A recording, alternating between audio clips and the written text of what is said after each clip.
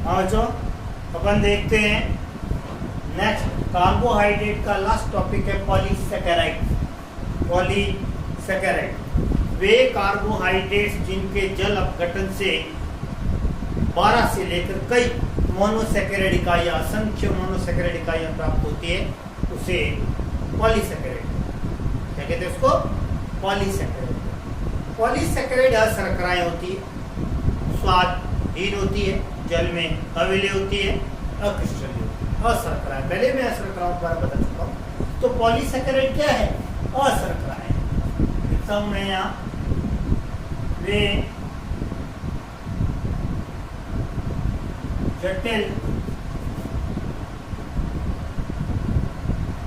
Carbohydrates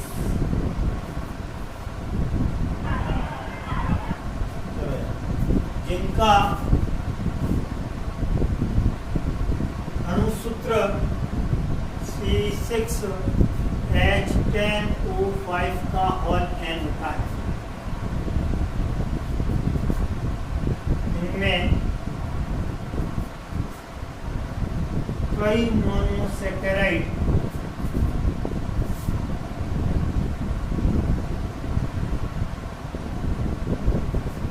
इकाइयां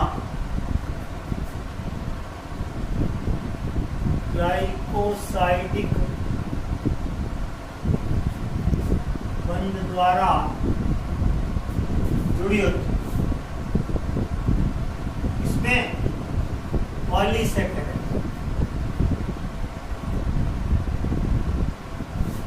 यह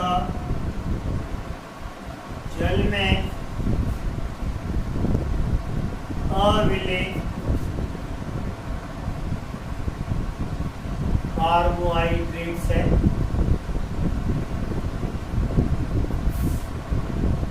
यह स्वादहीन होता है।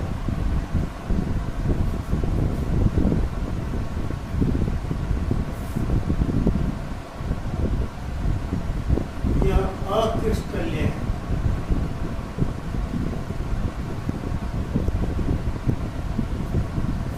पॉलीसेकेराइड यह अक्रिस्टलीय है। यह प्राकृतिक बहुलक होते जो सजीवों में संग्रहित होते तथा ऊर्जा का प्रमुख स्रोत, ऊर्जा का प्रमुख स्रोत। देखिएगा, वैसे कई प्रकार के पॉलीसेकेराइड्स होते हैं, जैसे मैं यहाँ लिखता हूँ एग्जाम्पल, जैसे स्टार्च, सेल्यूलोज, ग्लाइकोजन, कॉर्न आदि। ये मैंने पॉलीसेकेराइड्स की बात की है। इस पॉलीसेकेराइड्स में अपन को पढ़ना है स्टार्च। पॉलीसेकेराइड्स में क्या पढ़ना है? स्टार्च। स्टार्च स्टार्च का सूत्र यही होता है, सामान्य सूत्र C6H10O5 का होल n। इसमें अल्फा डी प्लस ग्लूकोज इकाइयां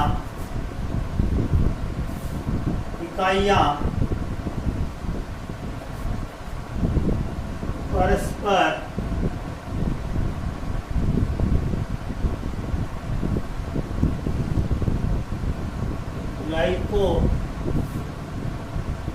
ग्लाइकोसाइडिक बंध द्वारा संयोजित होती है। संयोजित होती है संयोजित होती है। यह स्टार्च दो प्रकार के घटकों से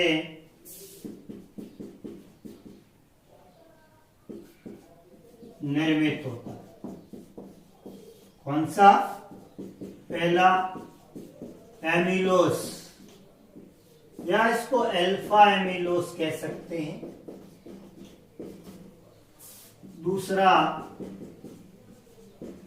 एमिलोपेक्टिन यानी बीटा एमिलोस। कहां मिलता है ये चावल में, आलू, जौ, गेहूं यानी अनाज। अनाज में स्टार्च पाया जाता है। देखिएगा, एमिलोस और एमिलोपेक्टिन, जो स्टार्च जैसे चावल है, अगर आप 1000 ग्राम यानी 1 किलोग्राम चावल लेते हैं तो उसमें 10 से 20% एमिलोस होता है।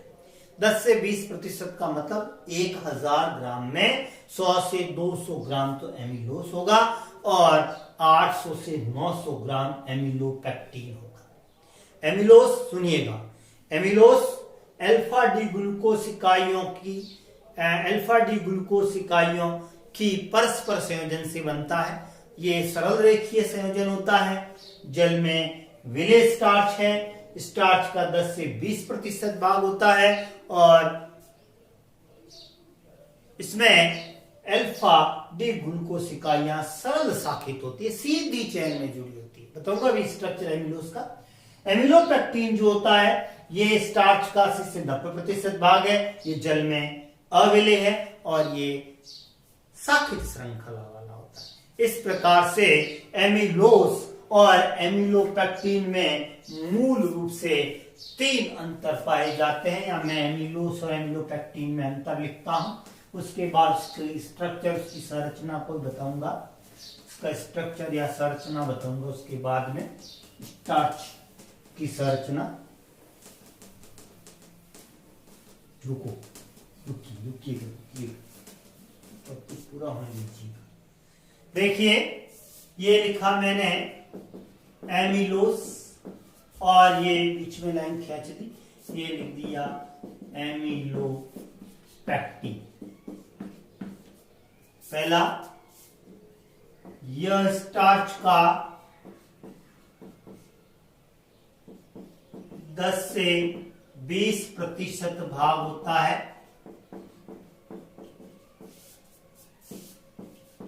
यह स्टार्च का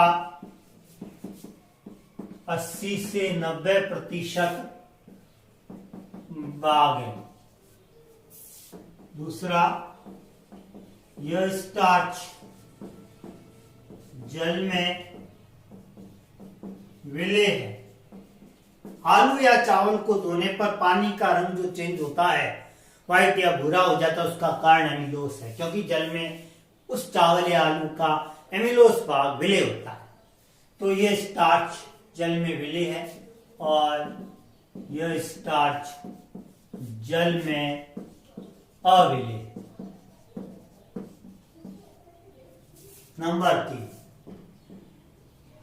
इसमें अल्फा डी प्लस ग्लूकोस इकाइयां 1,4-ग्लाइको साइडिक बंध द्वारा अशाखित, मतलब सीधी अशाखित श्रृंखला में जुड़ती है।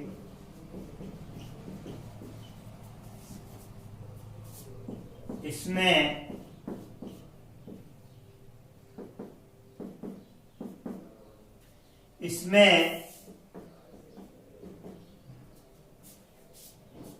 अल्फा डी प्लस ग्लूकोस इकाइयां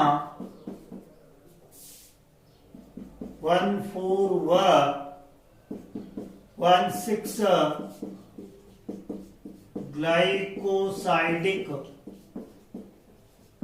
बंध द्वारा जुड़कर शाखित श्रृंखला बनाती है। शाखित श्रृंखला बनाती है। ये एमिलोस और एमिलोपेक्टिन में अंतर है। स्टार्च के पार्ट है, अलग अलग नहीं मिलते। चावल के एक दाने में इस एमिलोस भी होगा, एमिलोपेक्टिन भी होगा। आलू के एक टुकड़े में एमिलोस भी होगा, एमिलोपेक्टिन भी होगा। यानी स्टार्च में दो पार्ट होते हैं। एक जल में विलय वाला स्टार्च एमिलोस होता है, जल में अविलय वाला स्टार्च एमिलोपेक्टिन होता है। अब ये स्टार्च का 10 से 20% भाग एमिलोस कम होता है और 80 से 90% भाग एमिलोपेक्टिन होता है। इसको अल्फा एमिलोस कहते हैं, इसको बीटा एमिलोस कहते हैं। अब देखिएगा इस दोनों के स्ट्रक्चर को मैं यहां बनाता हूं। दोनों एमिलोस और एमिलोपेक्टिन दोनों का स्ट्रक्चर यहां मैं बनाऊंगा, एमिलोस का और एमिलोपेक्टिन का। एमिलोस और एमिलोपेक्टिन दोनों का स्ट्रक्चर यहां मैं इस बोर्ड पे बना रहा हूं। अब थोड़ा सा ध्यान दीजिए तो आपको स्पष्ट हो जाएगा और उसके साथ स्टार्च कंप्लीट हो जाएगा, स्टार्च पूरा हो जाएगा। देखिएगा स्टार्च में पहले मैं लिखता हूं एमिलोस की संरचना। देखिए बिल्कुल इजी है। आपको पढ़े षटभुज, पढ़े षटभुज, खड़े नहीं पढ़े क्षैतिज षटभुज कितने बनाने हैं? 3 और दाईं ओर तीनों के ओ लिखना। ये 3 बनाए मैंने सब, देख लीजिए 3 षटभुज। अब क्रॉस लाइनें खींचनी पहले वाले से 1 2 3 4 5 1 2 3 4 5 1 2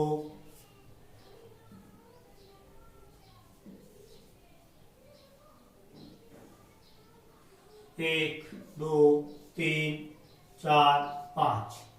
यहाँ CH2H सब में होगा, यहाँ भी CH2OH, यहाँ भी CH2OH। अब आप जानते हैं, अरे अल्फा डी ग्लूकोज है भाई, कई बार आ चुका है। Alpha D glucose, alpha D glucose में H ऊपर और OH नीचे होता है। H OH OH H H OH H, सबके स्ट्रक्चर एक जैसे होंगे। H OH H OH OH H H OH H H OH H OH OH H H OH H। Numbering दे दो, 1 2 3 4 5 6। 1 2 3 4 5 6। 1 2 3 4 5 और 6। क्या करोगे? 1,4 ग्लाइकोसाइड एक बंद है, यहां से जल निकाल दोगे। देखो जल निकाला, यहां से भी ये देखिएगा जल निकाला।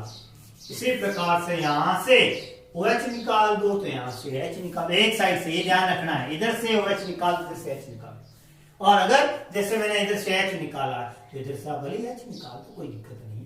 इधर से ये H निकाल दो और यहां से OH निकाल दो। इस प्रकार से ये H2O निकला, H2O निकला और ये O जुड़ गया बीच में। यहां से भी H2O निकला और O जुड़ गया बीच में। समझना बात को? यहां से H निकला, O का बॉन्ड फ्री कर दिया, यहां से OH निकाल के बॉन्ड फ्री कर दिया। ये कौन सा बंध है? ये अल्फा बंध कहलाता है। अल्फा डी ग्लूकोज इकाइयों के मध्य, अल्फा डी ग्लूकोज इकाइयों के मध्य कौन सा बंध है? 1,4 ग्लाइकोसाइडिक बंध है। संरचना किसकी? एमिलोस या अल्फा एमिलोस। संरचना एमिलोस। संरचना किसकी बनी है? एमिलोस की बनी है। देख लीजिए, इसी में मैं एमिलोपेक्टिन बनाता हूं, देखना, इसी में एमिलोपेक्टिन। ये 2 नंबर वाला जो अल्फा डी ग्लूकोज है यहां पर, ये देखिए, इसके ऊपर मैं क्या करूंगा? यहां से ये देखो, इस प्रकार से ये यहाँ एक षटभुज बनाया मैंने, ग्लूकोज का अणु बना रहा हूं यहाँ, और एक यहाँ और बना दिया।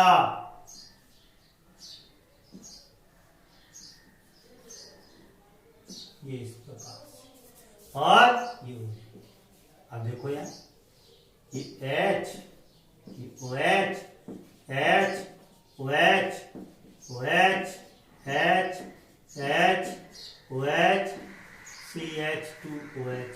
ये एमिलोपेक्टिन बना रहा हूं, एमिलोस वाली सेम स्ट्रक्चर। अभी तक ये एमिलोस है, जब तक मैं नहीं जोड़ूंगा ऊपर वाले को। ये एमिलोस है, अभी तक एमिलोस है।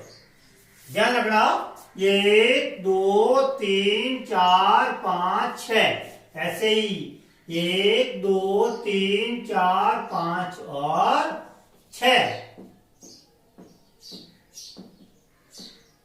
H OH H OH OH H H OH H।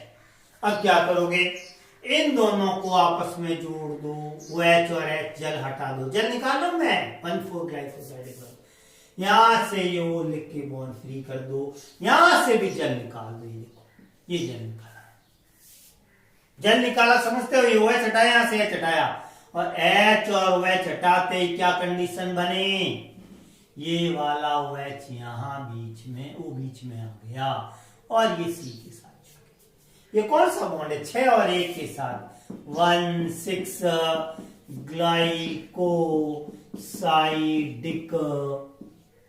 बंद, 1,6 ग्लाइकोसाइडिक। 1,4 तो रह गए, 1,4 तो ये भी है, 1,4 ये भी है, 1,4 ये भी है, 1,4 ये भी है, 1,4 ये भी है, ये भी 1,4 चलेगा। एक जगह 1,6 बन जाता है, इसलिए शाखित श्रृंखला बन जाए, 2 शाखाएं बन गई, 2 3 4 5 बन सकती है। ये संरचना किसकी हुई? एमिलोपेक्टिन की हुई, एमिलोपेक्टिन की संरचना है, संरचना एमिलोपेक्टिन, संरचना एमिलोपेक्टिन। इस प्रकार से मैंने आपको स्टार्च की 2 संरचनाएं बताई, एक एमिलोस और एक एमिलोपेक्टिन। एमिलोस जल में विलय, स्टार्च का 10 से 20% भाग, जिसमें अल्फा डी ग्लूकोज इकाइयां 1,4 ग्लाइकोसाइडिक बंध से जुड़ी हुई रहती है। और दूसरा बताया एमिलोपेक्टिन, इसमें स्टार्च का 80 से 90% भाग, जो जल में अविलय, और अल्फा डी ग्लूकोज इकाइयां 1,4 और 1,6 ग्लाइकोसाइडिक बंध से जुड़ी होती। ये अल्फा बंधन है, लिख सकते हो 1,4 ग्लाइकोसाइडिक बंध। अब यहां से ये O वाला बॉन्ड तोड़ दो, इसको हटा दो, यहां OH लगा लो, वापस एमिलोस बन जाएगी। ओके, बनी